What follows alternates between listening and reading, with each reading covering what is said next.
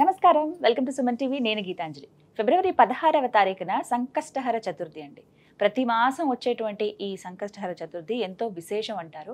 ఆ గణపతికి పూజ చేసుకుంటారు సకల విఘ్నాలు తొలగడానికని. అలాగే ఇంకొన్ని విశేషాలు కూడా ఉన్నాయి ప్రత్యేకించి ఈ మాఘమాసంలో వచ్చినటువంటి సంకష్టహర చతుర్థికి. తెలుసుకుందాం ఆ వివరాలు. వివరించేందుకు ప్రస్తుతం మనతో పాటు ఉన్నారు ప్రముఖ జ్యోతిష్యులు బ్రహ్మశ్రీ నందిభట్ల శ్రీహరి శర్మ గురువు గారు. వారితో మాట్లాడదాం. గురుగారు నమస్కారం అండి. వాగర్థావివ సంపృక్తౌ వాగర్థ ప్రతిపత్తయే జగతః పితరౌ వందే పార్వతీ పరమేశ్వరౌ. సదాశివసమారంభాం శంకరాచార్య మధ్యమాం అస్మదాచార్య పర్యంతం వందే గురుపరంపరాం.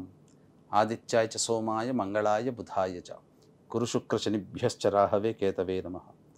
శృంగేరి జగద్గురు పీఠాధిపతులకి కంచిపీఠాధిపతులకి నమస్కారములు తెలియజేసుకుంటూ కార్యక్రమాన్ని ప్రారంభిద్దాం. సంకష్టహర చతుర్థి ప్రతి మాసం వస్తుందండి. చక్కగా పూజ అయితే చేసుకుంటారు ఆ రోజు అంతా నియమంగా. అంటే వినాయక చవితి ఎలా అయితే చేసుకుంటారో ఇంకా అలాగే భావిస్తారు చాలా మంది. అదే ఈసారి చాలా ప్రత్యేకం అంటున్నారు మాఘమాసంలో వచ్చేటువంటి చతుర్థి. వివరాలు తెలియచేయండి. తప్పకుండానమ్మా. మనకు ఉన్నటువంటి అనేక మాసాలు 12 మాసాలలో వైశాఖ మాసము, ఆషాఢ మాసము, శ్రావణము, కార్తీకము, ఆశ్వీజము, మార్గశిరము, మాఘము, ఈ మాసాలన్నీ కూడాను మానవుడు తరించడానికి అనగా తన యొక్క సంకల్పం నెరవేరడం కోసం చేసుకునేటువంటి పూజ వ్రతాది నియమాలు పాటించడానికి అనుకూలం. మిగతా మాసములన్నీ కూడా పితృదేవతల్ని ఆరాధనగా చేసుకునేటువంటి కొన్ని ఉంటాయి. అయితే మనకు సంకష్టహర చతుర్థి అనేటువంటిది అనాదిగా యుగ యుగాల నుంచి ఆచరిస్తున్నటువంటి వ్రత విధానం ఇది. దీనివల్ల మానవులకి కలిగేటువంటి లాభము అనేదానికంటే కూడా శుభాలు అనేటువంటి మంచిది. ఆ శుభాలు అనేటువంటివి మానవులకి కలిగే శుభాలని వర్ణించడానికి మనకు ఒక సమయం అంటూ సరిపోదు. అంతటి గొప్పది. ఎందుకనంటే కరుణామయుడు దయామయుడు సాక్షాత్తు విఘ్నేశ్వరుడు. ఎవరు పిలిచినా పలుకుతాడు. ఎందుకంటే దీనికి సంబంధించిన ఒక గాథ కూడా ఉంది. పూర్వము గణపతి చిన్నతనంలో ఎవరికైనా కానీ జంతువుల్ని చూసినా లేకపోతే ఆట బొమ్మల్ని చూసినా ఇప్పటి కాలం పిల్లలు చిన్న చిన్న కుక్క పిల్లలతో సరదా పడుతుంటారు. మేక పిల్లలు, కోడి పిల్లలతో. అలాగే పిల్లి, ఆ ఉద్యానవనంలో పిల్లి తిరుగుతుంటుంటే ఆ పిల్లి చూసి ముచ్చటపడి పట్టుకోవాలనే ఉద్దేశంతో గణపతి వెంటబడుతుంటుంటే చిక్కకుండా ఉండేసరికి కోపం వచ్చేసేసి ఎట్లా అయితే పట్టుకొని దాన్ని గీరుతాడు. గీరేసరికి చారలు వస్తాయి. వచ్చిన తర్వాత అది ఇంటికి వెళ్ళిపోతాడు. అమ్మ ఆకలిస్తుంది, నాకు పెట్టమ్మా అని అంటే పార్వతీ అమ్మవారు ఆ గణేశుడిని చూడకుండా ఇటువైపు ఉంది తీసుకోపో అని అంటాడు. అమ్మ నాకు చూసి చెప్పొచ్చు కదా అని అంటే ఎటువైపు వచ్చినా ఆయనకి మొహం చూపించకుండేసరికి పట్టుబట్టి అమ్మని చూడాలని చెప్పి గణపతి ముందుకు వస్తాడు. కనబడగానే అమ్మవారి చెంప మీద గీరలు కనబడతాయి. కనబడేసరికి అప్పుడు ఎందుకమ్మా ఏమైందమ్మా అనంటే నీకు తెలియకుండా ఎవరు చేశారో చెప్పు, నేను వాళ్ళని సంహరిస్తానంటే ఎవరైనా చేస్తే నీకు చెప్పొచ్చు కానీ నువ్వే చేసావు కదా, నీకెలా చెప్పను నేను అంటుంది. ఏం జరిగింది నన్ను చెప్పమ్మానంటే నీకు తెలియదా నువ్వు చేసిన పని, ఒకసారి గుర్తు తెచ్చుకుంటే అంతకుముందు జరిగినటువంటిది. ఈ సృష్టినంతా కూడా ఏ రూపంలోనా నేను తల్లినే కదా, కాబట్టి అన్ని జంతువులు నా రూపమే కదా, మరి నువ్వు ఆ ప్రాణిని నువ్వు ఇబ్బంది పెట్టావు కదా, కాబట్టి నువ్వు ఆ ప్రాణిని సంరక్షించు అనగానే ఆ ప్రాణి కోసమే ఆ ఉద్యానవనం అంతా ఎతికి ఒక చోట దాక్కున్నటువంటి ఆ పిల్లిని దగ్గర తీసి ఇక ఆ రోజు నుంచి అమ్మ బాధపడిందని చెప్పి ఆ రోజు నుంచి ఏ ప్రాణిని కూడా ఇబ్బంది పెట్టకుండా ఉన్నాడు గణేశుడు. కాబట్టి అందరినీ కూడాను సమదృష్టితో దయాదృష్టితో చూసేటువంటి ఆ గణపతిని ఎవరైతే ఈ సంకష్టహర చతుర్థి రోజున వ్రత నియమాన్ని అనగా మనకు ఈ వినాయక చవితి, వరద చతుర్థి, సంకష్ట చతుర్థి అని చెప్పి మనకు 2 నియమాలు అనేటువంటివి ఉన్నాయి. కాబట్టి ఈ వరద చతుర్థిని వినాయక చవితిగా మనం పిలుచుకుంటుంటాం. ఈ సంకష్టహర చతుర్థి వ్రతాన్ని మాత్రం పౌర్ణమి వెళ్ళిన తర్వాత చతుర్థి తిథి ప్రదోషకాల సమయంలో ఉండగా వచ్చేటువంటి రోజున ఆచరించాలి అని మనకు శాస్త్రం చెప్పబడి ఉంది. ఫిబ్రవరి 16వ తారీఖు వచ్చింది కదా, ఆదివారం రోజు వచ్చింది. దానికి ఇంకా చాలా విశిష్టతలు ఉన్నాయమ్మా. ఎందుకనంటే మాఘమాసము ప్రత్యేకం ఒకటి, రెండవది ఆదివారం అనగా రవికి సంబంధించినటువంటి వారముగా చెప్పబడి ఉంది. మూడవది హస్త నక్షత్రం ఉంది. అనగా మనకు చతుర్థి తిథిని నిర్ణయించేటువంటిది చంద్రుడి గమనమే కదా, అట్టి చంద్రుడికి నక్షత్రం అయినటువంటి హస్త నక్షత్రం ఉండగా ఇది జరిగింది. తర్వాత అది మూడవది కదా. ఇక నాలుగవది బుధ అనేటువంటిది. బుధుడు అనేటువంటి వాడు మనకు చెప్పాలి అని అంటే కన్యా మిథున రాశులకి అధిపతి. ఉచ్చస్థితి పొందుతాడు బుధుడు. కాబట్టి అటువంటి ఉచ్చస్థితి పొందినటువంటిది రాశి కన్యా రాశిలో చంద్రుడు ఉండగా చవితి ఏర్పడుతుంది. ఇది కన్యా రాశి కదమ్మా. అంటే కోమలత్వము, దయ, కరుణ, అలాగే సహనాన్ని సూచించేటువంటి రాశి. ఆ రాశిలో చంద్రుడు ఉండగా చతుర్థి తిథి వస్తుంది. అన్నిటికంటే ఇంకొక ప్రధానమైనది 5వది గొప్ప లక్షణము, ఆ సమయము ప్రదోషకాల సమయంలో చేసుకోమని చెప్పబడి ఉంది కదా వ్రతము. ఆ ప్రదోషకాల సమయము స్థిర లగ్నంలో ఏర్పడింది, అనగా సింహలగ్నము. సింహలగ్నంలో చేసినటువంటిది ఏంటంటే లక్ష్మీప్రదము. కాబట్టి సింహలగ్నాధిపతి అయినటువంటి రవి కూడా, అలాగే హస్త నక్షత్రము ఏ రాశిలో ఉందో ఆ అధిపతి అయినటువంటి బుధుడు కూడా సప్తమ కేంద్రంలో స్థితి పొంది ఉండి లగ్నాన్ని చూస్తున్నాడు. ఇది చాలా విశేషం. పైగా మనం చూసుకుంటే రాశి నుంచి 9వ స్థానంలో గురుడు ఉన్నాడు, సప్తమ స్థానంలో శుక్రుడు ఉన్నాడు.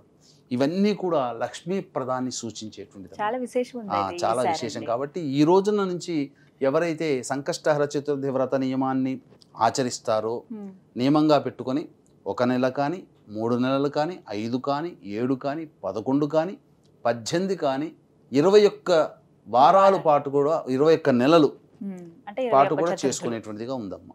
ఇలా సంఖ్య బట్టి చేసుకోవచ్చు. వాళ్ళ ఓపిక ఎలా చేయాలండి అంటే మనకు శాస్త్ర ప్రమాణాన్ని అనుసరించి మనం చెప్పుకోదలిచినట్లయితే ఉదయాన్నే లేచి కాలకృత్యాదులన్నీ తీర్చుకొని 16వ తారీఖు రోజున అయింది కాబట్టి 16వ తారీఖు రోజున ఒక చక్కటి చతురస్రముగా ఉన్నటువంటి ఒకటి పసుపు రంగు గుడ్డని మనం తీసుకొని ఒక పీటను ఏర్పాటు చేసి ఆ పీటని చక్కగా పసుపుతో అలంకరించి దాని మీద షట్కోణముతో ముగ్గు వేసి పసుపు కుంకుమతో అలంకరించి దాని మీద ఈ యొక్క పసుపు గుడ్డను పెట్టి ఆ పసుపు గుడ్డ మీద 3 పిడికిళ్ళు బియ్యము పెట్టి దాని మీద తమలపాకులు, ఖర్జూరములు, వక్కలు, గణేశుని యొక్క రూపముగా పసుపుతో చేసినటువంటి హరిద్రా గణపతి పెట్టుకొని పూజ చేసుకోవాలి. మొదలుగా పూజ చేసుకొని సాధారణంగా గణపతి పూజ చేసుకోవాలి. ఆ రోజంతా కూడాను ఉపవాస నియమాన్ని పాటించాలి.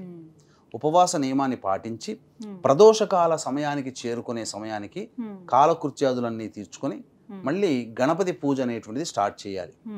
అయితే ఈ గణపతి పూజ అనేటువంటిది మనము దేవాలయంలో ముందుగా వెళ్ళి గణపతికి అర్చన, గరికతో అర్చన అవన్నీ జరిపించుకుని వచ్చి ఇంటికి వచ్చి నియమాన్ని పాటించాలి. చంద్రుణ్ణి చూసి అప్పుడు నియమాన్ని పాటించాలి. ఆ చంద్రుని ఖచ్చితంగా ఆ రోజున చూడాలమ్మా. చంద్రుడు నెలవంక మంచిగా చక్కగా కనిపిస్తుంది. ఇక ఆ 3 పిడికిళ్ళు ఏవైతే బియ్యం తీసామో ఆ బియ్యాన్నంతా కూడాను వేసి బెల్లముతో చేసినట్టు పాయసంగా చేసి అప్పుడు గణపతికి పూజ చేయాలి.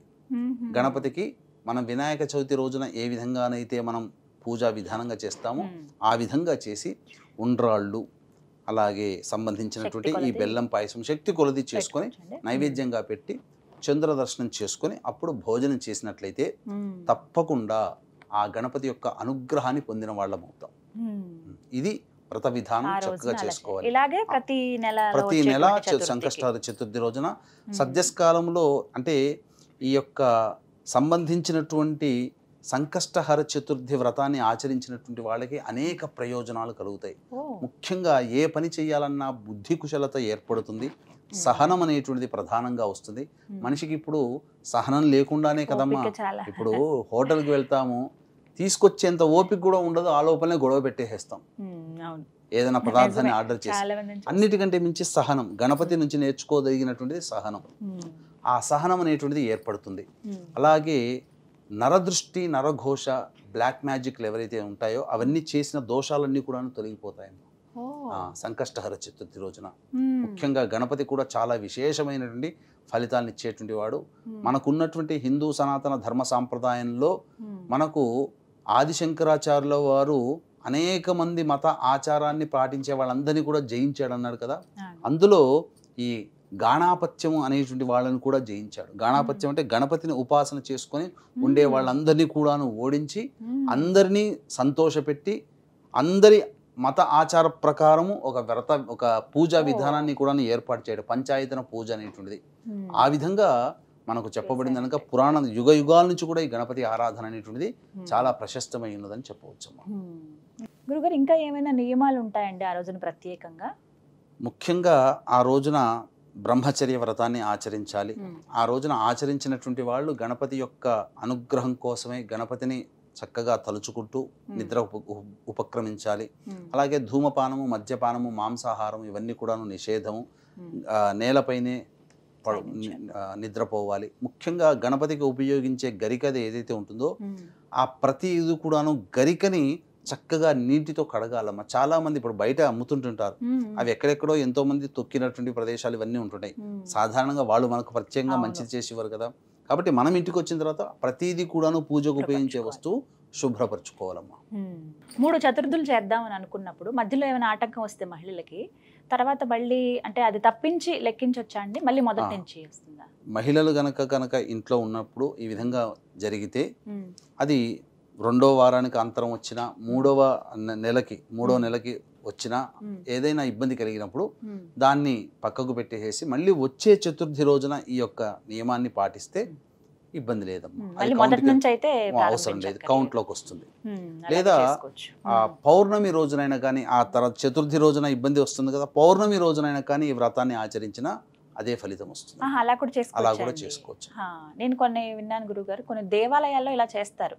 అలా ఆలయంకి వెళ్ళి చేసుకోవచ్చా లేదా ఇంటి దగ్గరే చేయాలా? సామూహికంగా కూడా చేసేటువంటి వ్రత విధానాలు ఉన్నాయి. ఆ రోజున విశేషంగా హోమాది కార్యక్రమాలు చేస్తారు. గణపతి హోమం చాలా చేసుకుంటే చాలా విశేషము. గణపతికి ఆ రోజున ప్రదోషకాల సమయంలో హోమం గనక చేసుకుంటే గణేష చతుర్థి రోజున ఎంతటి పుణ్య ఫలితం పొందుతామో వినాయక చవితి రోజున అంతటి పుణ్య ఫలితము ఆ రోజున పొందుతామమ్మా. ఈ విధంగా అందరూ ప్రతి నెల చాలా విశేషంగా చేసుకుంటారంటే అందులో ఈసారి మాఘమాసం ఇంకా విశేషం అన్నారు. ఆదివారం రోజు వచ్చింది, ఇంకా ప్రత్యేకంగా చేసుకోవచ్చు. అందరూ కూడా సెలవు ఉంటుంది ఆ రోజు, చక్కగా చేసుకోవచ్చు.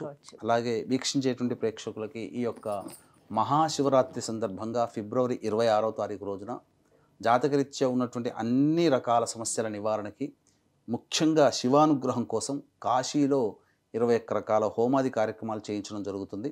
అలాగే రుద్రపారాయణాలు కూడా చేయడం జరుగుతుంది. అవకాశం ఉన్నవాళ్ళు కార్యక్రమ తదనంతరం కాంటాక్ట్ చేసి మీ గోత్రనామాలు నమోదు చేసుకోవచ్చు. చక్కగా వివరించారు గురుగారు, ధన్యవాదాలండి.